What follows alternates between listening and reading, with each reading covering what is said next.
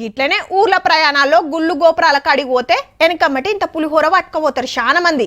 అంచుకు ఇంత తొక్కు కుదిరితే ఓ 4 తీర్ల పిండి వంటలు, చపాతీలు, పూరీలు తీసుకుపోతారు. అదనుకు వంట చేసుకునుడు కుదరదాయే. హోటల్ ఎట్లుంటుందో అని టిఫిన్ నిండా అవ్వోటి ఇవ్వోటి పెట్టుకుంటారు. ఏదో ఆ పూటకు 4 ముద్దలు కడుపులేస్తే ఆకలి తిప్పలుండవని ఆపోచున. అయితే బిర్యానీ, కోడిగుడ్ల కూర పక్కకే తినేసిన అంటలు. ఏడనో కాదు, తిరుపతి కొండ మీదనే గిల్లు బస్టాండ్ పక్క కూసొని తింటుంటే కడమ భక్తులు చూసి పోలీసులకు చెప్పిండ్రు. నాన్ వెజ్ తినకూడదు అనేది రూల్ కాబట్టి మనం ఫాలో కావాలి. తెలుగులోనే మాట్లాడుతున్నారు గాని తమిళనాడుకెళ్ళొచ్చిండ్రట. మళ్ళా ఏరే మతమట.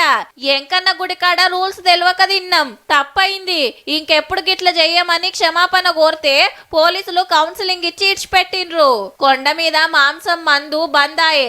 అపచారం జరిగిందని భక్తులు బాధపడుతుంటే ఏదో తెలియక తిన్నారు, ఏం కాదని కొందరు అంటుండ్రు.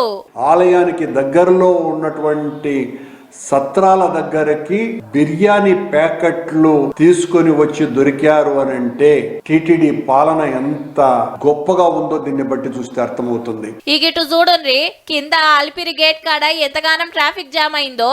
భక్తుల సామాన్లు ఈడ చెకింగ్ చేసినాకనే పైకి పంపిస్తారు. పొద్దుగాల అత్తర బుత్తర చెకింగ్ చేస్తే బిర్యానీ, కోడిగుడ్ల కూరతోని మనోళ్ళు అట్లనే పైకొచ్చినట్టుండ్రు.